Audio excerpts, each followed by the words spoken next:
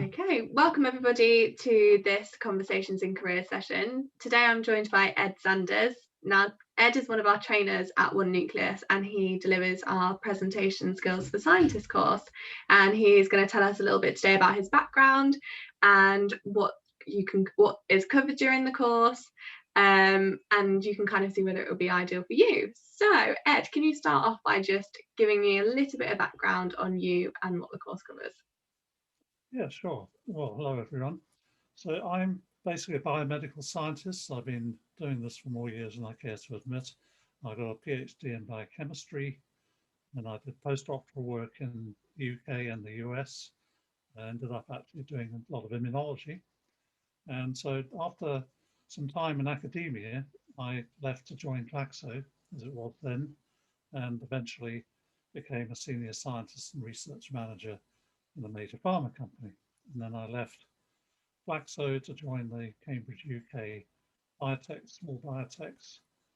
And it's during that time, and it's actually a good while ago now, that I accidentally almost I got involved in running training courses to do with some technical things. And I started a small company which was then devoted to that.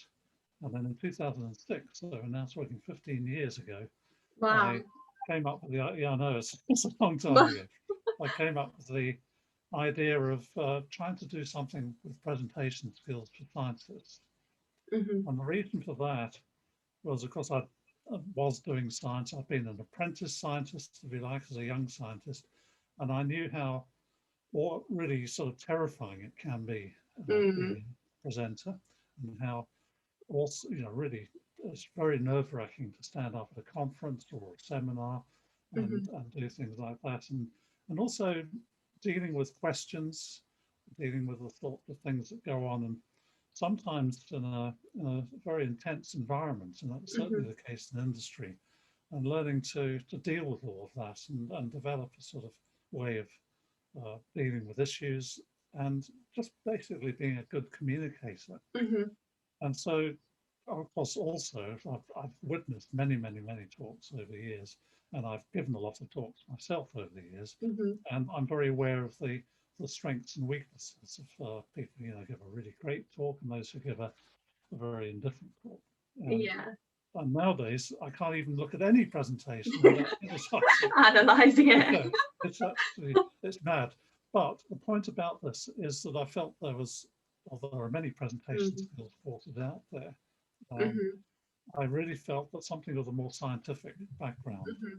would be quite helpful for people like me from all Absolutely. stages. I mean, young scientists, not necessarily PhD students, but any young scientist working up through the system and having to go and do talks outside their institution or indeed inside their institution, in fact, in the formal lab meetings, formal company meetings, and so on. Mm-hmm. And there's no question about it. Life's very unfair. To be a scientist, you have to be good at doing your science. You've also Yeah. got to be able to write well and present Mm-hmm. well. And that's not always straightforward for any of us, really, to have Mm-hmm. skills in all of these things. So I thought there's room for something here which focuses on science as well as the presentation skills. Now, I have access to some very well-trained tourist guides, London tourist guides who have the blue badge qualification. In fact, my wife is one, and she's been doing that in London now in Cambridge. Mm-hmm. And I thought it would be a good idea to team up with someone who was very experienced in showing guides how to present Ah, all the soft skills, all the things that people interesting. expect in a presentation. Now, my wife wouldn't do it. Yeah. But luckily, we got some Lindsay McLeod, who Mm-hmm. has years of experience in Yeah. as a guide trainer, training at the very highest level of Yeah. guides. And so the way we've set up the course is to divide it into two. So I critique the scientific side of things, including the Mm-hmm. visual presentation material, mostly PowerPoint, Yeah. and Lindsay does the soft skills. So she has a whole session on controlling nerves and answering questions and things like that. Wow. So important for getting people to overcome their their fears, overcome their anxieties, Hmm. because everyone who comes on the course, we ask them, what they want in particular about it. And more often than not, it's to do with controlling their nerves or answering Hmm. questions, other issues as well. So we run this as a two-way thing, really. And so I present material on slides, construction, things like that. And I should emphasize very much at the outset, these are smart people who turn up to our courses. They know all Yeah. this stuff, but more often than not, they're distracted with their normal lives and don't really put enough attention into Hmm. thinking about these things in a coherent way. Some do, and a lot don't because they're just too busy. So I Yeah. try and point out some of the obvious things. Obvious things like contrast between colours. Hmm. You'd be amazed how bad some of the contrast in colours can be. And in fact, when they do a presentation, which I'll come to, how it Hmm. works, when they give their presentation and present their slides, I actually sometimes get them to stand up and stand to the back of the room and have a look and tell me, can they read it? Really? Doesn't it? Yeah. Oh, yeah. I'm nice about it, but um, it's really helpful because you look at it Yeah, as other people see it, and you think, of well, course. okay. Yeah. So the philosophy is to make this as practical and practical as possible.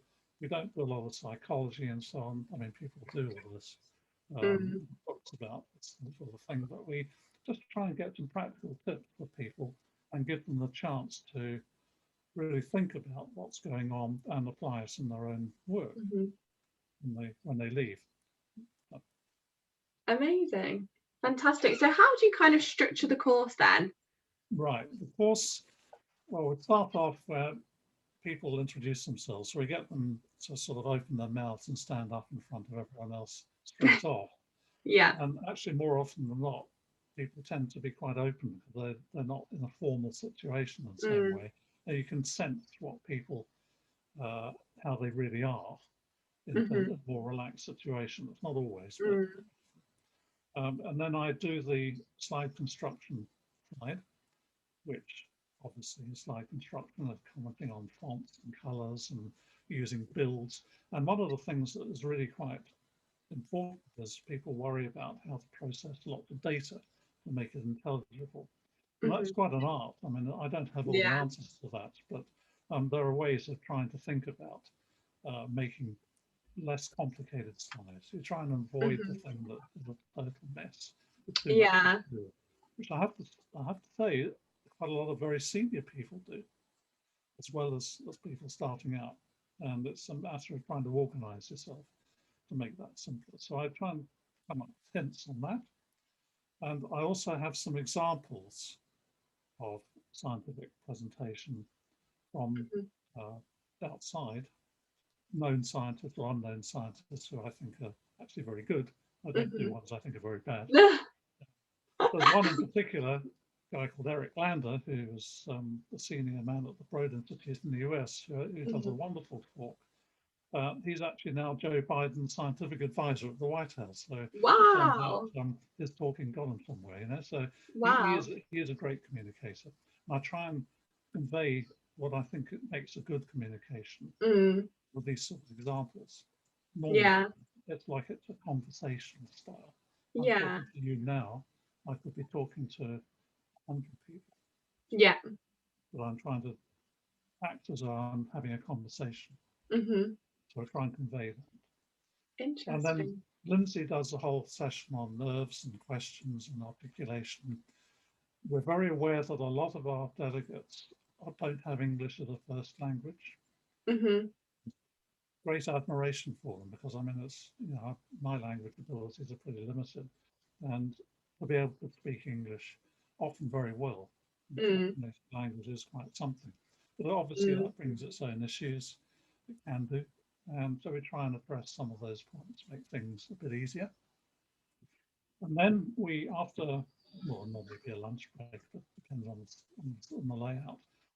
We have the thing that's the real fun bit for them is that they have presented or prepared a 5-minute PowerPoint Hmm. presentation on some scientific work. And they then have to stand up and deliver it. if it's a live course rather than a webinar. Wow.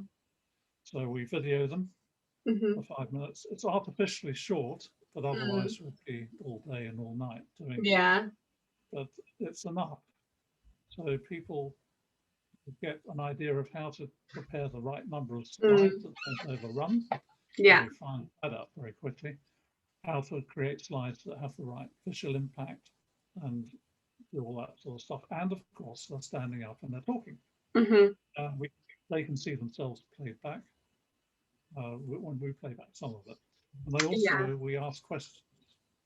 So they can deal with questions and we see how they deal with Hmm. that as well. And it's done in the spirit of, being friendliness and friendly, assessment Hmm. of what's going on, because we recognize that everyone's different.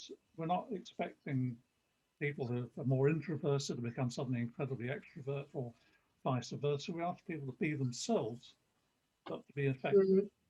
Hmm. And I think just about anyone who's been to a talk will understand what an effective talk or an ineffective Yeah. talk actually sounds like. We're trying to convey that sort of thing and give them a chance to really face up to it in a Yeah. live situation. With an online thing, we have them talking on Zoom like this and Yeah. film them. But obviously we can't, and that's going to be the case for people for a long Mm. period of time. Of Particularly course. international travel won't be the same as it No. was probably. So people get used to this sort of setup, but also it's essential that they're used to the idea of a live Hmm. in-person communication. And that's also true for people in their careers if they're joining companies and they're touting for business. Hmm. They're going and presenting maybe on their company's technical side. Of They've got course. to learn how to feel comfortable about that and some tips on how Hmm. to deal with those meetings, because those meetings are a sort of a meeting in their own right. They're quite specialist, Hmm. that sort of thing. So, and then I critique the slides, as I said. Lindsay and I feedback to them what we think they could improve or how they're very Hmm. good or not so good and so on. We try and do it constructively and Hmm. ask them to just keep practicing, Yeah. which is Definitely. really essential because that's, I mean, I The know from my own repetition. experience, it takes Yeah. time of repeatedly doing these things to feel more and more confident. Hmm. And that's the case for anyone, really. Definitely. So who would you say that the course is typically aimed at and who normally would attend the courses? Well, normally it would be a junior scientist. So Hmm. we tend to have mostly biomedical people, but we've had engineers and Hmm. uh, so anyone who's presenting technical material. Mm. It might be an internal lab meetings, might be company Yeah. meetings, might be conferences and seminars and so on and so forth. Hmm. Sometimes we get a more senior person who's Yeah. brave enough to come along, and I admire that. It's very good of them to do that. But that's the basic of the profile. Mm. And Amazing. How would you say that this course would support kind of career development? well, it's essential. I mean, that's what Yeah. people come on these courses because they're Mm. supervisors or whatever, or they've volunteered themselves. They've been given Hmm. the opportunity to progress their career. Because Yeah. communication, like it or not, is Hmm. an essential part of your career, particularly Absolutely. certainly in science. Definitely. And the great thing about this course, I guess, is that it is at the moment being delivered online, which works out well during these COVID times, but also it's typically delivered face to face, and there's the opportunity for it to be delivered in-house. So what kind of benefits would you say there are to being delivered in-house, maybe? Well, in-house, you've got the advantage of Mm. everyone's working for the same company. So you're Mm. not getting any confidentiality issues or things like Mm. that. And also, it's, I suppose, cost effective for a company to deal with a whole load of their staff they feel might benefit from it in one go. Obviously, an open course where people come from different companies, Mm. it benefits them as well. But we do both. Amazing. Wonderful. So just before we finish, I'm going to pull up a slide quickly And then would you like to say a little bit about your book? Let me pull that up. Okay. Yeah, so the reason I've asked you to put that up is that it really covers what Lindsay and I have been doing. This is a second edition of a book on CUP. And the thing about this is it gives you an idea of what we do on the course in some detail. And also it's got links. The second edition has links to a web page on CUP, which gives practical examples. And again, that's quite useful because you can then see good examples and bad examples. So it's all about the practical way of doing things. But the point about this is that it just, in a way, sort of summarizes where Lindsay and I are coming from in these courses. And that's why I wanted you to show it. Absolutely. And do you know what? I think it's a really interesting kind of collaboration between you two, but I think bringing those skills together, albeit it's quite a unique way to deliver a course, but I think that's hugely beneficial to these people that are coming on to really learn something new. Yeah, so I think that is fantastic. Well, thank you so much, Ed, for joining me today, and I hope that those of you who listened, maybe it's inspired you to want to come and develop your presentation skills, and hopefully we will see you soon. Thanks very much.